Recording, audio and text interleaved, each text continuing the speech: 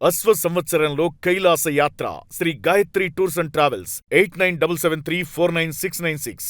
మన శంకర వరప్రసాద్ గారు సినిమాలో మీరున్నారు. చిరంజీవి గారు మూవీ అంటే కంపల్సరీ మీరు ఉంటారు అనేది ఒక ఇదైపోయింది అనమాట, ఒక స్లోగన్ లాగా. ఎలా అనిపించింది మళ్ళీ ఆయనతో స్క్రీన్ షేర్ చేసుకోవడం? ఆల్మోస్ట్ ఆల్ ఫస్ట్ పిక్చరే దేవుళ్ళగా నాకు ఆయన మంచి అవకాశం ఇచ్చారు.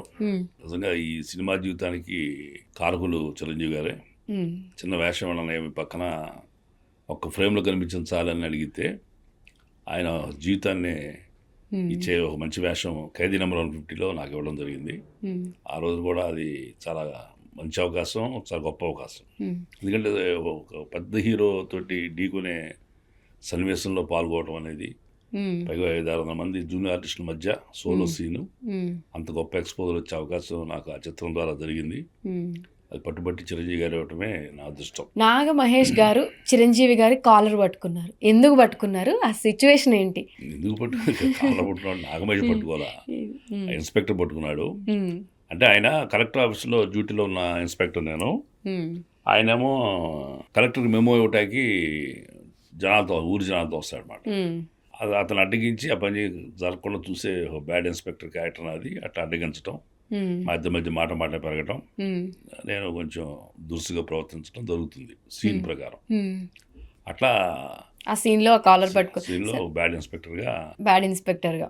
సార్, యాక్చువల్గా అంత పెద్ద ఆర్టిస్టులు అంటే మనకు కొంచెం ఫేస్ టు ఫేస్ డైలాగ్ చెప్పాలంటేనే కొంచెం ఏదో టెన్షన్గా ఉంటుంది. డైరెక్ట్గా అంత పెద్ద సూపర్ హీరోని పట్టుకొని కళ్ళలోకి చూసి చెప్పడం అంటే అది కష్టం అనిపిస్తుంది కదా. ఏమైనా టేకులు తీసుకున్నారా? టెన్షన్ పడ్డారా ఆ టైంలో? ఎలా? అంటే పడిన మాట వాస్తవమే. ఫస్ట్లో అంటే చిరంజీవి గారితో పూర్వపరిచయం ఉంది నాకు, కాబట్టి అవకాశం వచ్చింది కాబట్టి ముందు బాగా చేయగలిగా. కానీ ఒకనొక సందర్భంలో ఆయన నా షర్ట్ పట్టుకుని వాళ్ళ చెల్లెల గురించి బ్యాడ్ కామెంట్ చేస్తే నన్ను చాలా ఎమోషనల్గా కోపంగా మాట్లాడే సీన్ తర్వాత అప్పటి వరకు ఫ్లోలో టకటక సింగిల్ టేక్తో చెప్పి నేను, ఆయన నా వెరీ క్లోజ్, నాకు వయసులో ఐ కాంటాక్ట్ అయిన తర్వాత నేను మర్చిపోయాను. నన్ను మర్చిపోయాను, ఇన్స్పెక్టర్ రోల్ మర్చిపోయాను, నన్ను మర్చిపోయాను. ఆయన రూపం తెర మీద చూసింది గుర్తొస్తుంది. నెక్స్ట్ డైలాగ్ నేను చెప్పలేకపోయా. ఒక టేక్ 4-5 టేక్స్ పడి నాకు పడితే అందరూ చుట్టూ ఉన్న దాచిపోయాడు. ఇచ్చిపోయాడు కదా, బాగా చేశాడు, ఒకసారి సడన్గా డిశ్చార్జ్ అయిపోయింది, బ్యాటరీ డిశ్చార్జ్ అయినట్టు అయిపోయాడు ఏంటని. అంటే వినాయక్ గారు వచ్చి, ఆయన అర్థమైపోయింది వినాయక్ గారికి, మానిటర్ చూస్తున్నాడు కదా, వచ్చి ఆయన చిరంజీవి గారితో చెప్పాడు, అన్నయ్య మహేష్ గారు డైలాగ్ ఎందుకు చెప్పలేకపోతున్నా అంటే, ఆయన షూటింగ్ మీ కళ్ళలో చూస్తున్నాడు, ఆ కళ్ళు చూడంగానే ఆయన మర్చిపోతున్నాడు. అంతకుముందు చూసి మాట్లాడాం. అంటే ఒక ఎమోషనల్ సీన్ ఆయన చేసిన తర్వాత నాకు ఆ రుద్ర రూపమే కనిపిస్తుంది. నేను కూడా దాంట్లో మీ యాక్టింగ్ చూస్తా కట్ చెప్పడం మర్చిపోయా అన్నాడు. దాంతో చిరంజీవి గారు ఒక సలహా ఇచ్చారు, మహేష్ నువ్వు కళ్ళలో చూడమాక, ఎక్కడ చూడు, మాకు కెమెరా లెఫ్ట్లో ఇటు ఉంది, ఈ సైడ్ ఉందండి, నేను ఇక్కడ చూసిన కెమెరాకి నేను మీ కళ్ళలో చూసినట్టు ఉంది. లుక్ చీట్ చేశాం. ఇక్కడ చూడు, మన ప్రొఫైల్లో ఉన్నాము, అలా చూసినట్టు ఉంటుంది. చూస్తుంటే నేను ఆయన ఏరియాలో చూస్తూ ఆ డైలాగ్ చెప్పడం, నెక్స్ట్ ఓకే చెప్పడం జరిగింది. అట్లా పెద్ద యాక్టర్స్ చేస్తున్నప్పుడు ఖచ్చితంగా నర్వస్నెస్ ఉంటుందండి. ఎందుకంటే ఆడ ఎన్నో ఏళ్ళుగా మనం తెర మీద చూస్తున్నాం, ఆరాధించున్నాం కాబట్టి ఆ ఫీలింగ్ ఉంటుంది. సో మీరు మెగా ఫ్యామిలీకి మీరు చాలా క్లోజ్ అనే విషయం అందరికీ తెలుసు. అండ్ ఇండస్ట్రీలో మళ్ళీ మీకు ఒక పునర్జన్మ ఇచ్చింది చిరంజీవి గారు అని కూడా తెలుసు. ఒక ఇంటర్వ్యూలో మీరు మాట్లాడుతూ మెగా ఫ్యామిలీకి సంబంధించిన ఇష్యూస్, ఆ గొడవలన్నీ కూడా నాకు తెలుసు అని చెప్పని అన్నారు. అందరూ ఏమనుకుంటారంటే ఇప్పుడు మెగా వర్సెస్ అల్లు ఒక డివైడర్ ఏర్పడింది, సో వాళ్ళకి వీళ్ళకి పడట్లేదు, ఫ్యామిలీలో గొడవలు ఏంటి, ఇంటెన్షనల్గా గొడవ పడినా పడకపోయినా బయట జనాలకి ఏం పోర్ట్రే అవుతుందంటే వీళ్ళిద్దరూ విడిపోయారు అని చెప్పి ఫ్యాన్స్ కొట్టుకోవడం మొదలు పెట్టారు. అసలు దాని గురించి మీరేం చెప్తారు? అదేం లేదండి, వాళ్ళు ఎప్పుడు ఒకటి వనల్లో సేమే. నేను మెగా ఫ్యామిలీని మొత్తం తెలిసిన వాడిని కాదు, కానీ బయట జనాలకి ఉండే అభిప్రాయం చాలా తప్పది. వాళ్ళు రెస్పెక్ట్ చిరంజీవి గారు కూడా అభిమానం ఉంటుంది. ఇప్పుడు ఎదిగొచ్చిన తర్వాత ఎవరికైనా కొంచెం నాది అనేది మన పిల్లలకి నీ చెప్పిన చేస్తా కదా, నీకెందుకు ఊరుకో అనే తత్వం వస్తుంది. సో ఆ రకంగా వాళ్ళు ఎదిగిన తర్వాత ఏమైనా అభిప్రాయ భేదం వచ్చిందేమో జనాలు అనుకుంటా కారణం అయిందేమో, కానీ ఇండిపెండెంట్గా సినిమాలు చేయటం వల్ల అలాంటిది ఏమీ లేదు. అన్ని రకాలుగా కలిసి ఉంటారు, అన్ని అకేషన్స్ కలుస్తారు, చేస్తారు. అంటే మెగాకి అల్లుకి ఇప్పుడు గ్యాప్ ఉంది అని అంటారా? గ్యాప్ నిజంగానే ఉందా? గ్యాప్ ఏం లేదండి, గ్యాప్ అనుకుంటాం తప్ప, జనాలు అనుకుంటాం తప్ప, ఉమ్, ఇండిపెండెంట్గా సినిమాలు చేసుకెళ్ళడం వల్ల గ్యాప్ ఉంది అనుకుంటాం. ఒకటి కారణం కావచ్చు, ఉమ్, కారణాలు చెప్తున్నాను, అనుకోవటానికి కారణాలు. ఉమ్, రెండు ఏంటంటే అప్పటిదాకా గీత ఆర్ట్స్ సినిమాలో చేసిన చిరంజీవి గారు, తర్వాత మళ్ళీ కంబ్యాక్ మూవీస్తో ఆయన ఏ సినిమాతో వచ్చారు, ఆయన కొనుగోలు ప్రొడక్షన్తో వచ్చాడు ఆయన. ఉమ్, ఈ రీజన్స్ కొన్ని జనాలు అనుకోవటానికి తావిచ్చినవి తప్ప అక్కడ కారణాలంటే లేవు. ఉమ్, ఇప్పుడు సుస్మిత గారు నిన్న మనశంకర్ వరప్రసాద్ చేశారు, ఉమ్, మరి రామచంద్ర కొడుదల ప్రొడక్షన్కేనో సుస్మిత గారు గోల్డ్ బాక్స్కి ఏమన్నా విభేదాలు ఉన్నాయని అనుకుంటామా? ఉమ్, చెప్పండి. లేదు. సేమ్ అంతది కూడా. ఉమ్, రామచంద్ర గారు తను ఇంట్రడ్యూస్ చేయాలి, నాన్నగారిని రీఎంట్రీ నేను ఇవ్వాలి అనుకున్నారు, చేశారు. ఉమ్, జనాలు అనుకోవటాక తావిచ్చింది అంతే తప్ప ఉమ్. అక్కడ there is no differences between them. మీకు ఎప్పుడైనా సరే ఇప్పుడు రీసెంట్గా ఈ మధ్య కాలంలో కొంచెం ఎక్కువ ట్రోల్ చేస్తున్నారు కదా నాగబాబు గారిని, చిరంజీవి గారిని, ఈ పొలిటికల్గా కానివ్వండి ఏదైనా మాట్లాడినా, ఆ ట్రోల్స్ చూసినప్పుడు మీకు ఏమనిపిస్తుంది? ఇబ్బందికరంగానే ఉంటుంది. ఉమ్, అసలు వాళ్ళకి అవకాశం ఇవ్వకుండా ఉంటే బాగుండు అనిపిస్తుంది ఒకసారి. ఉమ్, మనం మాట్లాడకుండా ఉంటే బెటరు. ఉమ్, చిరంజీవి గారు ఇప్పుడు అసలు మాట్లాడరు, ఉమ్, ఆయన కామెంట్ చేసినా మాట్లాడరు. ఉమ్, జనాలకి ఏంటంటే పని పాట లేని వాళ్ళు ఖాళీ కూర్చుని ఇష్టం వచ్చినట్టుగా బిహేవ్ చేసేవాళ్ళు. ఉమ్, ఎవరైతే ట్రోలింగ్ చేస్తారో వాళ్ళకి రెస్పాన్సిబిలిటీ ఉండదు, ఉమ్, వాళ్ళ జీవితం మీద కూడా వాళ్ళ రెస్పాన్సిబిలిటీ ఉండదు. ఉన్నవాడు అదుటోనే తేలిగ్గా మాట్లాడతాడు. ఉమ్, ఇప్పుడు మనిషిని మనం మాట్లాడాలంటే మనకు స్థాయిలో ఉండాలి. ఏ స్థాయి ఉంటుందండి ట్రోలింగ్ చేసేవాళ్ళకి? ఉమ్, మెగాస్టార్ జీవితంలో ఏం చూస్తారు చెప్పండి?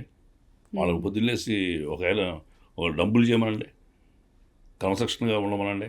ఉమ్, 40 ఏళ్ళు 50 ఏళ్ళు రారాజుగా ఉన్నాడు ఇండస్ట్రీలో, ఏనాడు పులు మాటలు మాట్లాడా? ఉమ్, వీళ్ళ కిందకి వస్తే మాటలు ఎవరి మీద వీళ్ళు కామెంట్ చేస్తారు అంతే. ఉమ్, కాబట్టి ట్రోలర్స్ మీద నాకు చికాకి. ఉమ్, అంటే ఇప్పుడు మాట్లాడిపోదు, ఏదైనా అభిప్రాయ భేదం నాకు ఉండొచ్చు. చిరంజీవి గారు చెప్పిన స్టేట్మెంట్ నేను విభేదించవచ్చు, ఉమ్, నాగబాబు చెప్పింది విభేదించవచ్చు. ఉమ్, అది ట్రోలింగ్ కాదు కదా. ఆయన అభిప్రాయం చెప్తే అలా కాకుండా ఎలా ఉంటే బాగుంటుంది కదా నా అభిప్రాయం చెప్తాం. అవును. అట్లానే నువ్వు చెప్తే సజెస్టబుల్గా ఉండాలి తప్ప, ఉమ్. అడ్వైజబుల్గా ఉండాలి తప్ప, నువ్వు నీకు ఏ అర్హత లేకుండా అంటే వీడియో. రీసెంట్ గా కూడా చిరంజీవి గారు ఒక మూవీ గురించి మాట్లాడుతూ, ఈ మూవీని ఎవరికైనా చూపిస్తే విడిపోయిన భార్యాభర్తలు కలుస్తారంటే మీ ఇంట్లో నిహారికకి మీ చిన్న కూతురికి చూపించు అని చెప్పి లాస్ట్ 3 days నుంచి వైరల్. లేనివాళ్ళు ఇప్పుడు మీరు రామ అన్నా సరే బూత్ అనే వాళ్ళు ఉంటారండి, వాళ్ళు మనం మార్చలేము, వాళ్ళ జీవితాలు మార్చలేము, వాళ్ళని మార్చలేము. కాబట్టి మనం ఏది మాట్లాడినా రాళ్ళేసేవాడు రెడీగానే ఉంటాడు. పూత పూయటం ఆలస్యం, పెద్దన ఏం చేసుకుంటాడు కానీ రాయేసి కొడతాడు, కాయ కూడా కానివ్వడదాన్ని. అట్లాగే అలాంటి వాళ్ళ గురించి మనం డిస్కస్ చేయడం వేస్ట్. మీరు బాలకృష్ణ గారితో అఖండ మూవీ కూడా చేశారు. అఖండ మూవీ అంటే అందరికీ ఎంతో ఇష్టమైన మూవీ. ఆ యాక్షన్ సీక్వెన్స్ అందరికీ కూడా నచ్చుతుంది.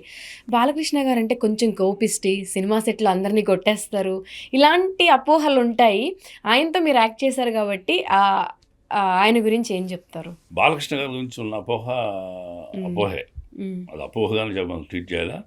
నేను ఆయనతో కలిసి అక్కడ కాంబినేషన్ చేశాను కాబట్టి నా బాగా దగ్గర చూశాను. ఆయన ఏమైనా తప్పు జరిగితే మన సైడ్ నుంచి ఆయన కోపం వస్తుంది తప్ప ఆయన కోపంగా ఉండే పరిస్థితి ఉండదు అసలు. యాక్చువల్గా మనమేమైనా మిస్టేక్ చేస్తే దానికి ఆయన కోపం చెందొచ్చు, కొంతమంది దాన్ని నివారించుకుంటారు, ఆయన ఏమో ఎమోషనల్గా మొదలెస్తారు. దాన్ని వీడు బయటికి వెళ్ళి ప్రచారం చేస్తారు. వీడు చేసిన తప్పు చెప్పడం, వీడు ప్రచారం చేసేది ఎక్కువ ఉంటుంది. అట్లా కొంచెం అంటే ఒక మనిషి ఎమోషన్ కంట్రోల్ చేస్తున్నారు, ఒక మనిషి కంట్రోల్ చేసుకోరు. అలా బాలకృష్ణ తప్పు జరిగితే అక్కడే మందలించిన వల్ల 100 మంది చూస్తారు. చూసినోడు వాడి యాంగిల్ దీన్ని జడ్జిమెంట్ చేస్తాడు. ఇప్పుడు నాకు కలిగిన ఇబ్బంది నాకు తెలుసు, అంత ఇబ్బంది నాకు కలిగింది అనేది చూసేవాళ్ళన్నా తెలియదు కదా. ఆడ ఏమి ఇబ్బంది నాకు పెట్టాడు వాళ్ళకి తెలియదు, ఎందుకు అరిసానో వాళ్ళకి తెలియదు, బట్ అరవటం మాత్రం ఇప్పించింది.